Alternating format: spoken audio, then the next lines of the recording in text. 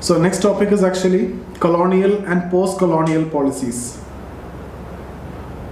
Colonial and post-colonial policies. So these are the three main broad policies you can understand. So first it was policy of isolation or policy of segregation.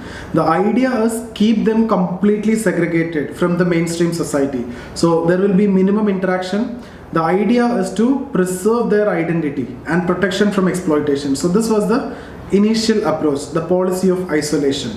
Then what happened? They might be integrated with society. Policy of assimilation. So no need to isolate them. Interaction increased.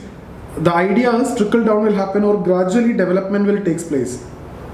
But here that's a threat to identity and that led to exploitation, etc. Now there is a change in policy, that is policy of integration. There is a difference between assimilation and integration. Here they are integrated with the mainstream society, but the identity is preserved. Okay, so here there is no isolation, there is a threat to identity, but that is not the case in the third policy. Integrate with the preservation of identity, extension of benefits. So this is actually a combination of other two. Okay, so give an opportunity to preserve their identity. So these are the three main broad policies towards the tribes. Now we'll see the note. Historically, the people considered as tribals have been living in remote forest and hilly areas as part of Indian population. So they were part of Indian population, but they live in hilly areas, they live in remote forest. They had enjoyed a free life of their own with little interference from the state. But during British time, the state's approach towards tribals changed, especially in the light of colonial interest. British efforts to extend revenue administration and the self-professed notion of white man's burden guided the initial policies towards the tribes. What is this? Britishers, when they came to India, they wanted to justify their rule in India. So they highlighted the bad aspects of Indian system and society, and they maligned India. They said that Indian society is very traditional, very orthodox, and their role in India is basically to civilize India, to make India from traditionalism to modernism, okay, like that. So that's what the so-called notion of white man's burden. Towards the end of 18th century, the efforts of the British to interfere in the tribal area led to large number of revolts. During the 19th century, the colonial policies towards tribes have the only two aspects. So this part you will see a lot in your history discussion, a lot of tribal revolts like Santhal Rebellion, etc. And Santhal Rebellion was actually asked as a prelims question in 2017 only. Okay, the policy of administrative segregation including creation of excluded and partially excluded area. Then the reformist agenda. This is basically by the Christian missionaries and administrators, led to the extension of benefits to such areas. Apart from this, the forest policy of the British affected the tribals the most. So these are three things that we need to see. Policy of administrative segregation. What is the reformist agenda? This is related to the Christian missionaries, and also the forest policy of the British. So these are our three discussions, and then we will talk about post-independence India, what were the policies towards the tribes. Okay, so policy of administrative segregation, reformist agenda, forest policy of the British. This also can be asked as a separate question. Okay, and then post-independence Indian policy. So policy of administrative segregation, this policy separated the tribal area from the purview of normal administration. So separation, segregation.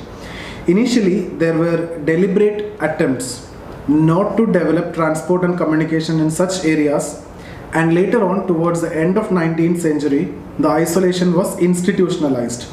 That means maximum isolation. The area-wise isolation began in the Government of India Act 1870, when few areas or tracts were classified as scheduled tracts. Some areas are declared as scheduled areas. In 1874, Scheduled District Act laid down guidelines to government policies towards the tribes. A number of acts were enforced from time to time till 1919, when a number of other territories were declared as backward tracts, which were mainly tribal areas. So they keep on increasing the areas under this category, scheduled areas or backward tracts. The Government of India Act 1935 clearly created excluded and partially excluded areas, and thereby institutionalizing the isolation. So isolation, that policy is actually institutionalized with this clearly. At the academic level also, famous anthropologist Warrior Elwin advocated the establishment of national park policy. So creation of national parks so that they will be separated, isolated for the tribals in order to follow the policy of isolation. Now then, reformist policy that is related to the Christian missionaries. In the beginning of 19th century, Christian missionaries were allowed to extend their activities in India. Okay, the activities were both social and religious. The benefits of modern education and cultural practices were extended to particular tribal areas. I have told you this already, central part of India, northeastern part of India. So they have offered extended the benefits like education, hospitals, orphanages, everything. At the same time, the policy of conversion led to large-scale assimilation in selected areas. Assimilation means into particular religion, that is here Christianity. Okay, so next is forest policy and tribes. So this is also a separate question, forest policy of British towards tribes. Historically, the regulation of people's use of forest was mainly through local customs, and the tribals enjoyed their traditional rights over the forest. British saw forest as a valuable resource to be exploited for the purpose of revenue and export, coupled with a general policy to increase the agricultural land at the cost of forest. Heavy deforestation was also done to meet the needs of their navy. The forest policy in 1855 imposed restriction on the people's use over the forest. Okay, teak wood was declared as the state property. In 1856, Inspector General for Forest was appointed. Later on, elaborate rules were laid down to regulate forest exploitation, management and conservation in the Forest Act of 1865. The socially regulated practices were now restrained by law. I've told you in the beginning, the first sentence, it was socially controlled, but now it is through law. The Forest Act of 1878 followed an annexationist policy towards the forest and further restricted the tribals' rights over the forest. Classification of forest into reserved, protected and village forest were introduced. The area under reserved forest were increased gradually. Further, Forest Policy Resolution of 1894 allowed freely the conversion of forest into cultivable land. In order to facilitate cultivable land for what? For making the coffee and tea plantations. Under the Indian Forest Act of 1927, the Forest Department was strengthened and large area in the princely states resulted in the systemic alienation of tribal rights over forest were drawn into forest management. So from the princely states also more areas were drawn into the tribal areas. This is more important for us, consequences, but the policies anyway you can read, any textbook you read, you will get all the policies towards the tribals by the British.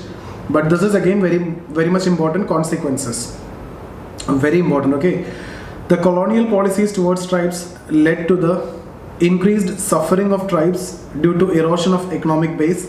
This was mainly due to the alienation of tribal rights over the forest and immigration of non-tribal on account of the efforts of the British to control the tribal area. For example, Santhal Rebellion, when you talk about, the one of the most important reason is immigration of non-tribals. Like the PWD department was established, so many British officials and even others also started entering into the tribal area. Santhals were the tribals. They were living in the Rajmahal hills. Okay, so their agricultural land, their grazing land, everything was actually grabbed by these immigrating people, non-tribals. So these non-tribals are what they call as Dikus. Okay, so the Santhal Rebellion was actually against Dikus. For Santhals, it hardly mattered whether you are an Indian or English. For them, if you are an outsider, if you are not a Santhal, you are a Diku. And you can see it was a very violent revolt. We don't want to get into the revolt here, but I'm just saying the alienation aspect and tribal revolts and immigration of non-tribals that led to exploitation. Next one, these policies also increased instances of migration of tribals in search of employment, as in general the tribals were ignorant and they were confined to manual menial job. So when the tribes are moving or migrating for job in the urban area, they are not skilled people, they are unskilled, so they eventually land up in the manual menial job like manual scavenging, etc. Thirdly, the overall effect was to increase the poverty and indebtedness among the tribes. So that ultimately increased the poverty, indebtedness among the tribes. The problem of indebtedness was further complicated by the practice of bonded labor. So that also led to the emergence of bonded labor. Consequences, okay, so the overall effect was, okay, although activities of Christian missionaries helped the tribals, but it also resulted in loss of tribal identity. A large part of tribal population was converted into Christianity. British never had a holistic policy towards all tribal areas, which resulted in the regional disparity in the tribal areas. So regional disparity, particularly with respect to extension of transport and communication. Okay, then excessive regulation of forest resulted in unlawful exploitation of the forest and illegal felling of trees. The forest wealth gradually eroded, thereby generating an ecological crisis. Finally, at the broader level, the consequences of colonial policy was the intensification of tribal unrest, which manifested through number of tribal movements. Okay, so tribal movements we will discuss as part of social movement. The post-colonial policy. What was the policy of the government after independence? In post-independence period, tribes has been considered as the target group for the purpose of development. The tribal welfare is emphasized more in government policies, and which are professed to be based on policies of integration. I've told you policy of integration means by keeping their identity, they will be integrated to the mainstream so that the benefits will be offered to them. All the social benefits will be offered to them at the same time. Their identity will be preserved. Apart from the general policy of integration followed by the government, some efforts has also resulted in the intense assimilation and isolation. Government has introduced various programs since independence aiming at integrated development towards the tribal areas. Apart from this, the main feature of tribal policies had been the policy of integration is guided by tribal punch shield given by Nehru in the preface to the book Warrior Elvin. So the main policy is related to tribal punch shield. See, this can be asked as a question in 10 marker. There is a possibility. So go through the tribal punch shield. What is that? 5 programs. Just go through that. Anyway, you need to know that in your GS also. But from sociologically, since it is not there in the syllabus, I have not incorporated here. But there may be a possibility that it can be asked as a 10 mark question. You cannot predict what they can ask in 10 markers. So anything related to tribe can be asked in 10 markers. So this is also possible. So just have an idea. This is anywhere required for you, for your GS, for your history, for your Indian society, for your essay. Okay, so go through that and read that also. Single line administration with small district have been introduced. Single line administration means in the district the collector will control everything, will take care of the welfare programs and everything of the tribals. Area development approach have been followed, coupled with the focus on tribal population. So tribal area development approach. During 5th 5-year plan, tribal sub-plan approach was there to introduced for better fund allocation and utilization for the development of tribes. And then constitutional provisions that you can write. Constitutional provisions highlight the broad policy framework towards the tribes. The main highlights include the policy of protective discrimination, National Commission for ST, specific guidelines to administrate tribal and scheduled areas. So you know this in your polity, so there is no point in discussing what exactly is this, right? Specific institutional framework has been created for tribal development like TribeFed. Okay, so this is for the marketing of tribal product. National Tribal Finance and Development Organization for the financing and development of the tribal products. A national tribal policy was formulated to act as an overall guide to government's tribal development efforts. So national tribal policy. A significant development has been an introduction of Scheduled Tribe and other traditional forest dwellers Recognition of Forest Right Act, or the Forest Act, popularly known as Tribal Act or Forest Act. 2006. Very important act. Many times in GS also this 2-3 times this question was asked. 2-3 times in prelims, 2-3 times in mains also this question was asked. Very important act. Okay, Forest Right Act, it is popularly known as, or Tribal Act, granting the right to collect the minor forest produce, etc. So the act recognized the right of tribal communities over the land and forest produce, especially minor forest produce, MFP. Okay, it aims at correcting the historical injustice of alienating tribals from their forest, allotment of land, joint forest management and collection of minor forest produce. This is not D, produce only. Okay, minor forest produce. This is MFP. So they can collect the minor forest produce like this bamboo, those kinds of things. Minor forest produce, not teak wood or sandalwood or anything. Okay. So there are 2 questions. Try to attempt this question. Discuss the colonial after your prelims only. Now you don't want to do anything. Focus on your prelims. That's why even I am also going fast. Discuss the colonial policies towards the tribes and what were its consequences. So this is related to the colonial policies. It can be also you can get a question on colonial forest policy also. Specific question. So you need to write what all things I have discussed over there. Like forest departments created, inspector general was created, teak was declared as state property, and some areas were declared as scheduled areas. So all those points you can write there, and altogether it led to alienation of the tribes and various policies like PWD departments, etc. Created problems for the tribes, and that led to number of tribal revolts like Santhal Rebellion, etc. Your GS knowledge also could be used here, but not in the consequences or impact. Maybe for factual data, you can give your GS knowledge. I am expecting that you have done this topic well in your history as well as geography also.